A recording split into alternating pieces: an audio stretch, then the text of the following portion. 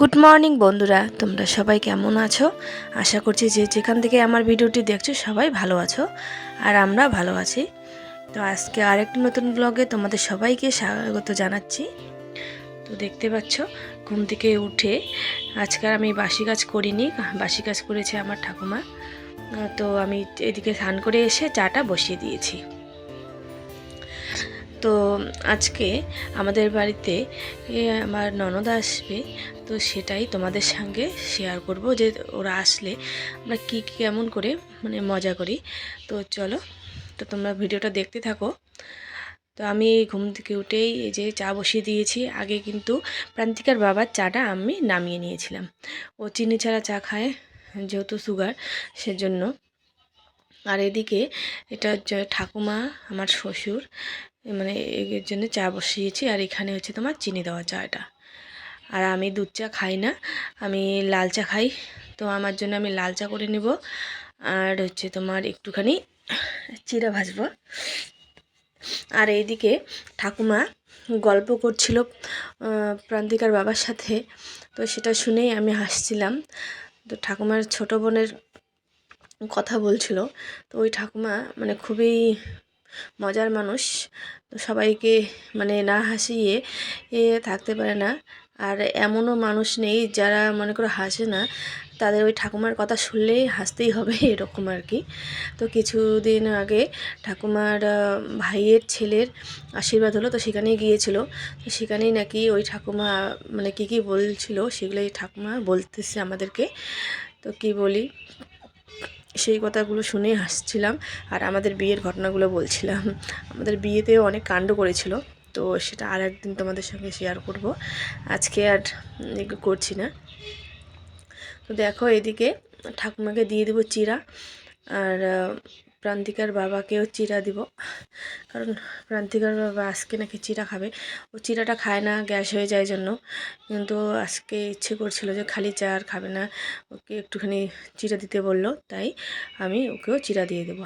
আর প্রান্তিকে গেছে ওইদিকে ব্রাশ করতে, প্রান্তিকা আসুক, তারপরে আমি দেখি কি করে, ও কি খায়। ও চিড়া ভাজা খেলে চিড়া ভাজা করে দিব, আর না হলে অন্য কিছু দিব। আর আমি আর আমার শ্বশুর একটু করে চিড়া ভাজা খাবো। তো আমিও চিড়াটা খেতে চাই না, আমারও বুক জ্বালা করে চিড়াটা খেলে। তো হঠাৎ আমি কিন্তু এখনও চলে জানি না যে আমার তো এই যে চা খাওয়া দাওয়া করে পরে আমি কিন্তু যাব একটু বাজার করতে যাবো, বা ঐশীর বাবাকে ফোন করছিলাম, তখন জানি যে ঐশীর বাবা বললো যে আমি আমার ননদের নিয়ে আসছিলো, আর এদিকে বাবা নিয়ে আসছিলো মাংস। তো পরে জানতে পারি যে ওরা আসবে। তো সেজন্য আমার ডাল, বাঁধাকপির ঘন্ট এগুলি করার কথা ছিল। তো ওরা বলছিল যে ওরা বাইরে রান্না করে খাবে উনুনে। তো ওরা আসলেই এইভাবেই বাইরে উনুনে রান্না করে। ছোটো মোটো বলতে গেলে একটা পিকনিকেই হয়ে যায় আমাদের বাড়িতে। তো সেটাই আজকে দেখাবো তোমাদের। তো চলো, আমি এখানে আমার শ্বশুরকে একটু চিড়া ভেজে দিই, তোমরা ভিডিওটা দেখতে থাকো। তো বন্ধুরা দেখতে পাচ্ছ, আমি কিন্তু চা খেয়ে চলে এসেছি বাজার নিতে। আর এইদিকে দেখো, নিব হচ্ছে তোমার বাঁধাকপি, আর একটু কি নেই দেখি আগে সম্পূর্ণটা। তো বাঁধাকপি তো নিবই, আর এতে মসুর ডাল নেব একটু। আর এদিকে দেখো, এই যে এখানে গালা মাল আর কাঁচা মাল দুটোই কিন্তু পাওয়া যায়।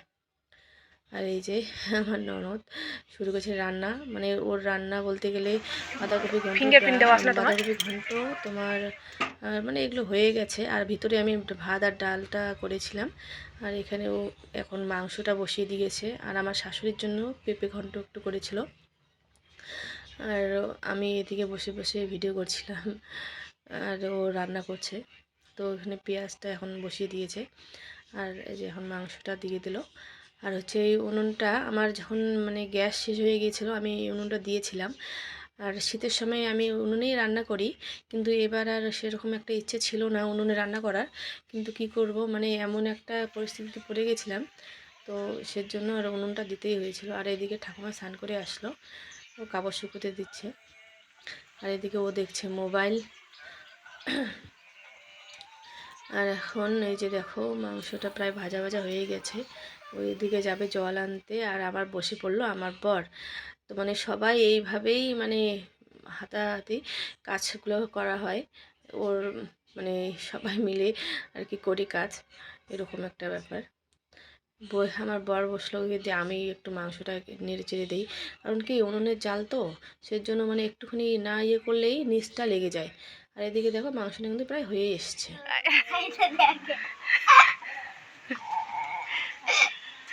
ঐশী গলায় লাগবে।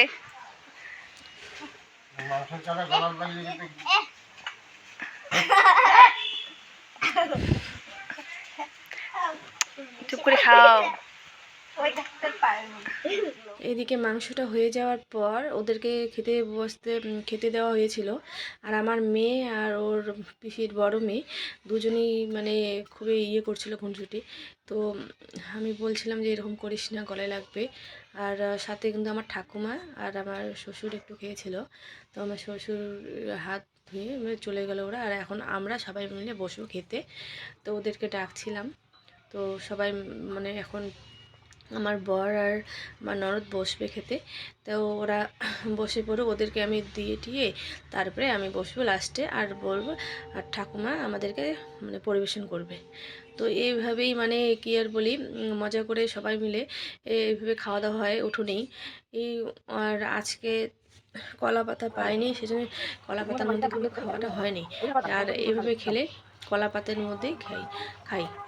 আর আমার ননদের যে বর, ও কোথা থেকে কলার পাতা ইয়ে করে নিয়ে আসে, জোগাড় করে নিয়ে আসে।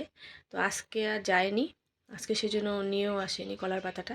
আজকে থালার মধ্যে খেয়ে নেবো। আর আজকের ওয়েদারটা মানে কি আর বলি, প্রচণ্ড বাতাস দিচ্ছিল। আর এই বাতাসের মধ্যে আমাদের উঠোনে মানে একটুখানি কি বলি বালু, তো সেগুলো ইয়ে হচ্ছিলো। তো মানে একদিন 2 দিন মজা করে সবাই এইভাবে খাওয়াই যায়, সেটা সেরকমই যে এরকমই হোক। কারণ কোথাও বাইরে পিকনিক গেলে কিন্তু আমরা সেটা দেখি না যে কোথায় কি আছে না আছে, যেভাবে হয় সেভাবে বসে পড়ি। তো সেরকমই একটা ব্যাপার আজকে, এরকম আর কি। তো দেখো এখানে আমি সবাইকে সবটা দিয়ে দিচ্ছি, দিয়ে কিন্তু আমি বসে পড়বো খেতে। তো চলো আমরাও খাওয়া দাওয়া করি। আর তোমাদের ভিডিওটা কেমন লাগলো কমেন্ট করে জানাবে, আর যদি ভালো লাগে তাহলে লাইক শেয়ার আর সাবস্ক্রাইব করে দেবে। আর ওইদিকে দেখতে পাচ্ছ আমাদের মানে ছাদের উপরে লোক হাঁটাহাঁটি করছে আর দেখছে। এরকমই হয় মানে ছাদের উপরে আমাদের, যেহেতু এটা নিচু, আর সবাই ছাদের উপরে এভাবে আমরা খাওয়া দাওয়া করলে মানুষ ছাদে উঠলে এরকম দেখা যায়। আর কি করব। তো আমাদের মানে আমার যে শ্বশুরের কিন্তু আমার শ্বশুরের এদিকে কিন্তু ছাদ আছে। আমরা কিন্তু ওই ইয়েতে থাকি না, মানে আগে ছিলাম, এখন থাকি না, এখন এদিকে চলে আসছি। এছাড়া অনেক মানে মানুষ একসাথে থাকা যায় না, অসুবিধা হয় সেজন্য। আর যেহেতু এখন বাচ্চা কাচ্চা নিয়ে ঘরও লাগে অনেক, মানে সেজন্য ভাবলাম যে না একটু ইয়ে হই, মাটি হলো তো কী হলো, তাই না, মাটি খাটি, সেটাই আর কি। তো সেজন্যই আর কি মানে আমরাই এদিকে চলে আসছি। আর ছাদের ঘরে ওইদিকে আমাদের এক ভাসুর আর এক দেওর আর বাবা মারা, ওরা ওইদিকে থাকে। আর আমরা হচ্ছে এদিকে চলে আসছিলাম এদিকে। তো এখানে আসার প্রায় 1 বছরই হয়ে গেল। সম্পূর্ণটা আমরা পিছনের দিকটা ঘিরে নিয়ে এদিকেই একদম ঘর ঠর করে এদিকে চলে এসেছি, নতুন এদিকে বেশি দিন হলো না আর কি। তো চলো আজকে এখানেই শেষ করলাম ভিডিওটা। আবার দেখা হচ্ছে তোমাদের সাথে আর একটি নতুন ভিডিও নিয়ে।